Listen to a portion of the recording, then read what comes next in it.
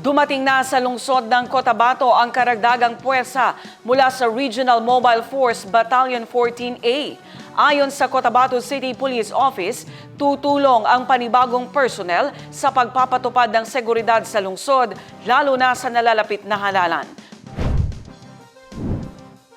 Idineploy na sa lungsod ng Cotabato ang dagdag puwersa mula sa Regional Mobile Force Battalion 14A na binubuo ng 34 na personnel.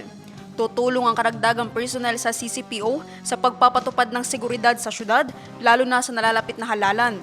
Layunin din ang pagpapadala ng puwersa mula sa RMFB-14 na mapigil ang anumang criminal activity, maiwasan ang anumang karahasang may kaugnayan sa eleksyon, at magbigay ng mas mataas na antas ng seguridad para sa mga residente ng Cotabato City. Ayon sa CCPO, ang kanilang pangunahing tungkulin ay suportahan ang lokal na pulisya sa pagpapatupad ng mga hakbang sa pampublikong seguridad at tiyakin ang halalan ay magiging mapayapa at maayos.